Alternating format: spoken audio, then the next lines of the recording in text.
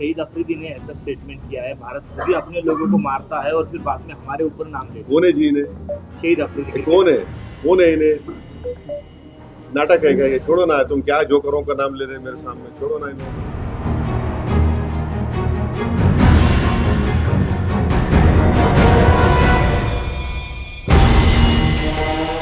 पाकिस्तान के पूर्व क्रिकेटर शाहिद अफरीदी ने भारत के खिलाफ जमकर जहर उगला है। जम्मू कश्मीर के पहलगाम में 22 अप्रैल को आतंकियों ने 26 मासूम लोगों को मार दिया था। अफरीदी ने इस घटना के लिए उल्टा भारत पर ही सवाल खड़े करते हुए बेहुदा और बेतुका बयान दिया है। शाहिद अफरीदी ने शर्मनाक बयान देते हुए कहा कि भारत अपने ही लोगों को मार रहा है। शाहिद अफरीदी अक्सर भारत और जम्मू कश्मीर पर अपने विवादित बयान देने से बाज नहीं आते हैं। शाहिद अफरीदी ने पाकिस्तान में स्थानीय मीडिया से कहा कि आतंकवादी 1 घंटे तक पहलगाम में लोगों की हत्या करते रहे और 8 लाख में से एक भी भारतीय सैनिक नहीं आया, लेकिन जब वो आए तो उन्होंने पाकिस्तान को दोषी ठहराया। भारत खुद आतंकवाद करता है, अपने ही लोगों को मारता है और फिर पाकिस्तान पर आरोप लगाता है। कोई भी देश या धर्म आतंकवाद का समर्थन नहीं करता। हम हमेशा शांति का समर्थन करते हैं। इस्लाम हमें शांति ही सिखाता है और पाकिस्तान कभी भी इस तरह के कामों का समर्थन नहीं करता। हमने हमेशा भारत के साथ अपने संबंधों को बेहतर बनाने की कोशिश की है। शाहिद अफरीदी भारत के खिलाफ पहले भी इस तरह के बेतुके बयान दे चुके हैं।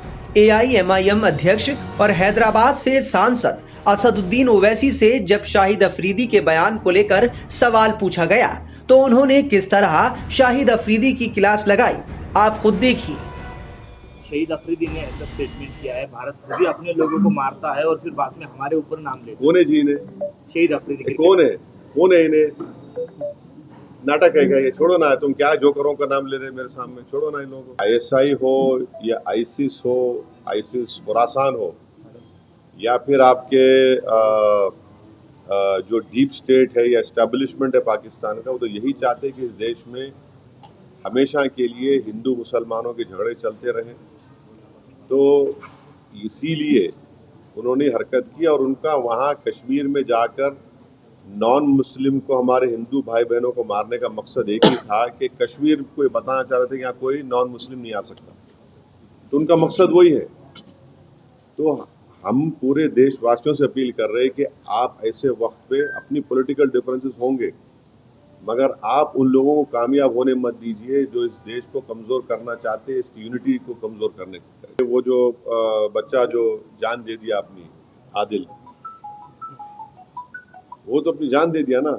वो कहाँ देख रहा था कि मुसलमान है, हिंदू देख रहा, इंसान को देख रहा था। वो जान बचाने के लिए वो टेररिस्ट से वेपन छीनने की कोशिश किया, उसको मार दिए। तो ये जो अगर हमारे देश में से कोई कर रहा है, गलत है, ये इसको हम कंडेम करते हैं। सरकार ने जो अल्टीमेटम दिया था कि जितने भी पाकिस्तानी हैं उनको पाकिस्तान भेजा जाए, वो चले जाए, मगर यहाँ की राज्य सरकार में जो है देवेंद्र फडणवीस बोल रहे कि पूरे गए और एकनाथ शिंदे जी बोल रहे 160 अभी बाकी है।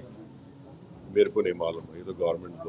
युद्ध कितना महंगा पड़ेगा भारत को? अरे भाई, अभी गवर्नमेंट को छोड़ो ना, ऐसा लूज टॉक मत करिए। गवर्नमेंट का डिसीजन होगा, गवर्नमेंट पूरा सोच के फैसला करेगी। मेरा मानना ये है, सुनिए, एक मिनट सुनिए, गवर्नमेंट क्या करेगी नहीं करेगी वो गवर्नमेंट तय करेगी।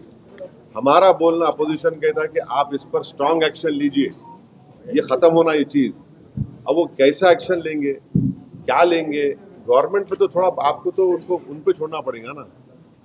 अब ये टीवी चैनल पे एंकर बैठकर ऐसा बोल रहे, ऐसा होगा ऐसा, अरे भाई ये मजाक है क्या? ये ऐसा गवर्नमेंट तय करेगी, तो क्या डिसीजन होगा वो तय करेंगे। मगर हम मेरा डिमांड ये है कि पाकिस्तान को फिर से FATF की ग्रे लिस्ट में लाना जरूरी है। फाइनेंशियल एक्शन टास्क फोर्स में उनको ग्रे लिस्ट में लाए।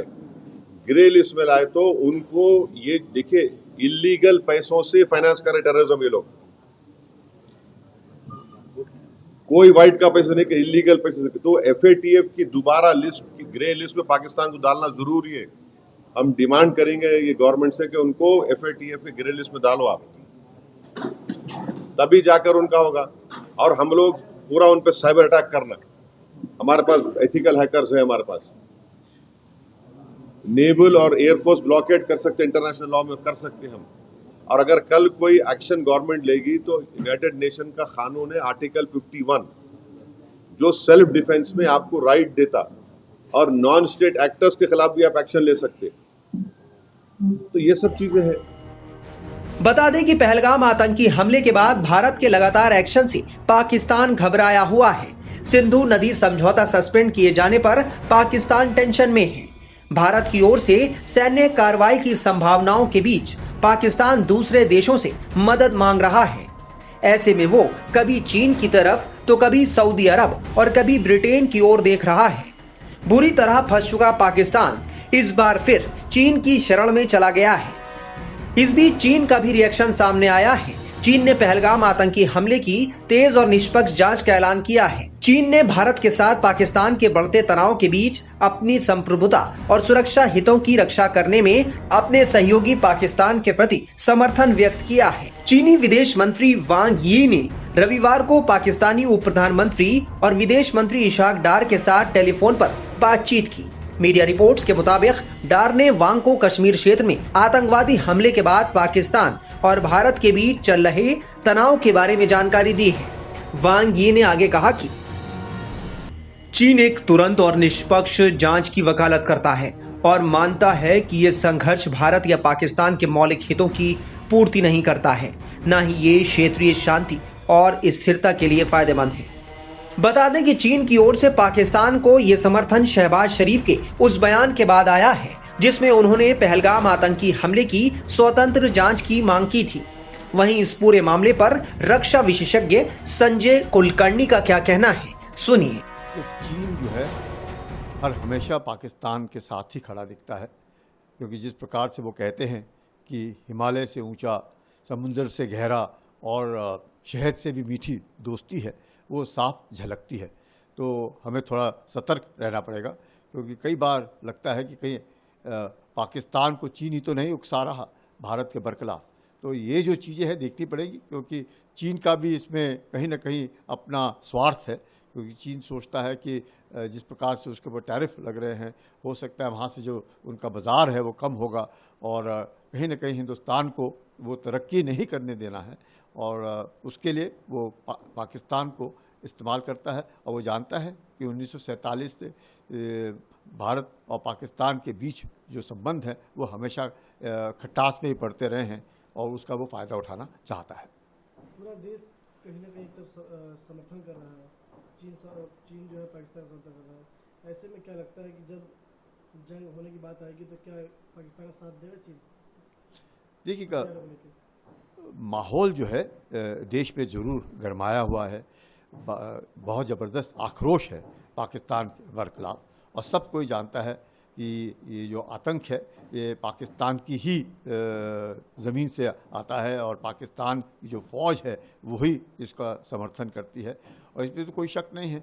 तो ऐसे इसमें मुझे ज़रूर लगता है कि चीन पाकिस्तान के साथ ही खड़ा दिखेगा, और हम लोगों को थोड़ा सा इसके ऊपर ध्यान देना पड़ेगा, क्योंकि चीन भी जिस प्रकार से विस्तारवाद में लगा रहता है और पाकिस्तान जिस प्रकार से आतंकवाद करता रहता है, तो ये दोनों देशों के जो उनकी जो मानसिकता है वो भारत के बरखिलाफ है।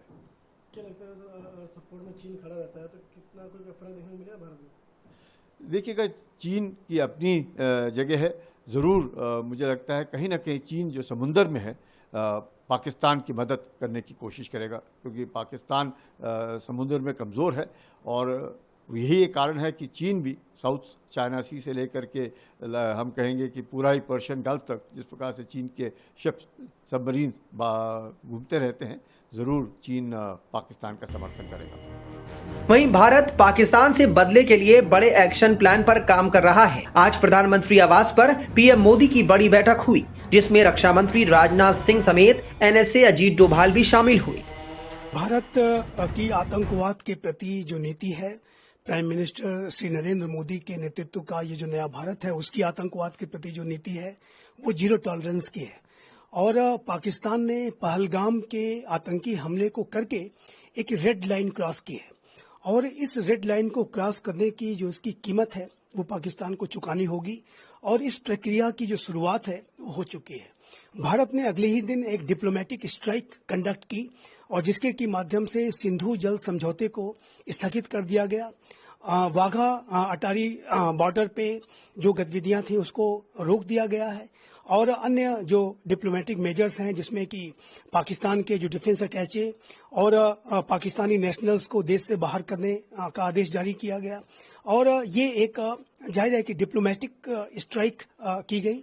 लेकिन इस कार्रवाई को जो भारत ने किया है अभी इसकी शुरुआत मात्र है और आने वाले समय में बड़े मिलिट्री एक्शन की जो तैयारी है वो ये भारत कर रहा है। भारत के सुरक्षा तंत्र के द्वारा बड़े स्ट्रेटजीज को बनाने की प्रक्रिया जारी है और जिसको कहते हैं कि at the time of our own choosing Bharat इसे रिस्पॉन्ड करेगा अपने सही समय और सही स्थल पर।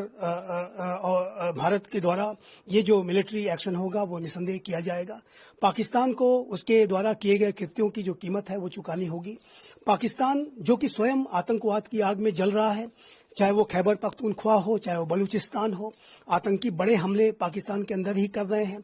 ये जो भस्मासुर पाकिस्तान ने खड़े कर रखे थे ये पाकिस्तान को स्वयं जला रहे हैं। उसके बावजूद भी पाकिस्तान आज भारत को इसी आतंकवाद की वजह से टारगेट करने की साजिशें रच रहा है, जो कि इस बात का स्पष्ट रूप से संकेत है कि पाकिस्तान का जो आने वाला जो भविष्य है, जो भी वहां कुछ बचा खुचा है, वो पूरी तरह से समाप्त हो सकता है और पाकिस्तान जाहिर है कि अपने आतंक के जो कृत्य है उसकी और भी बड़ी और गहरी सजा भुगतेगा, ये स्पष्ट रूप से दिखता है।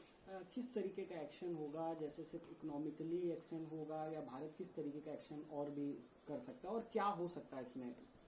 देखिए, भारत के द्वारा जो एक डिप्लोमेटिक एक्शन है वो शुरू किया जा चुका है और जैसा कि मैंने कहा कि सिंधु जल समझौता के स्थगन किया जाना एक डिप्लोमेटिक एक्शन भी है और ये एक इकोनॉमिक एक्शन भी है और इसके माध्यम से जो भारत जो कि एक अपर राइपेरियन स्टेट है वो जब नदियों के पानी को अपने इच्छा के अनुसार उसे या तो रोकेगा या उसे छोड़ देगा तो उससे पाकिस्तान के पूरे स्थितियों पर बड़ा ही नकारात्मक असर पड़ेगा। पाकिस्तान में पानी को रोकने से वहां पे सूखे की स्थिति पैदा हो सकती है और पाकिस्तान के में ज्यादा पानी छोड़ने से वहां बाढ़ की स्थिति पैदा हो सकती है। अभी तक भारत पाकिस्तान के साथ जो इस इंडस रिवर सिस्टम के नदियों का जो डेटा था वो शेयर किया करता था, लेकिन जब भारत के द्वारा ये जो रिवर के डेटा को शेयर नहीं किया जाएगा तो पाकिस्तान इन नदियों के पानी की स्थिति का अनुमान नहीं लगा पाएगा और भारत जाहिर है कि इसके माध्यम से पाकिस्तान को बड़ी क्षति पहुंचा सकता है और इसकी प्रक्रिया की जो शुरुआत है वो हो चुकी है। पाकिस्तान ऑक्युपाइड कश्मीर में झेलम नदी का जो जल स्तर है वो अचानक बढ़ा है और जाहिर है कि भारत के द्वारा ये जो एक्शन लिया गया है उसके कॉन्सिक्वेंस के तौर पर पाकिस्तान को इन सारी स्थितियों का सामना करना पड़ रहा है और आने वाले समय में एक सूखे की भी स्थिति पाकिस्तान में पैदा हो सकती है। तो ये आर्थिक एक्शन की शुरुआत तो हो ही चुकी है। पाकिस्तान के द्वारा पहलगाम में जो हमला किया गया वो एक TRF नामक आतंकी संगठन ने उसकी जिम्मेदारी ली, जो कि लश्कर तोयबा का ही एक फ्रंट ऑर्गेनाइजेशन है। जाहिर है कि भारत पाकिस्तान की साजिश को भी एक्सपोज करेगा और इसकी वजह से इस बात की भी संभावना हो सकती है कि Pakistan financial action task force की ग्रे लिस्ट में फिर से चला जाए और भारत की तो ये कोशिश होगी, भारत इस बात का पूरा प्रयास करेगा कि पाकिस्तान न सिर्फ फाइनेंशियल एक्शन टास्क फोर्स की ग्रे लिस्ट में जाए बल्कि वो ब्लैक लिस्टेड भी हो जाए ताकि पाकिस्तान को कोई कर्ज इत्यादि भी कोई राष्ट्र विश्व का न दे सके। तो पाकिस्तान के ऊपर जो डिप्लोमेटिक और आर्थिक जो कदम है वो पहले से ही उठाए जा रहे हैं, लेकिन ये जो कदम है जाहिर है कि ये काफी नहीं है। पाकिस्तान के द्वारा और उसके आतंक के आकाओं के द्वारा, पाकिस्तान की जो आतंक परस्त सेना और वहां की खुफिया एजेंसी के द्वारा जो ये साजिश रची गई है, जाहिर है कि उन मास्टर माइंड्स को भी इस हमले की जो कॉस्ट है वो पता चलनी चाहिए। भारत इस बार पाकिस्तान के खिलाफ बेहद कड़े और ठोस कदम उठा रहा है। इस बार पाकिस्तान को ऐसा सबक सिखाने की तैयारी है कि वो क़यामत तक याद रखे।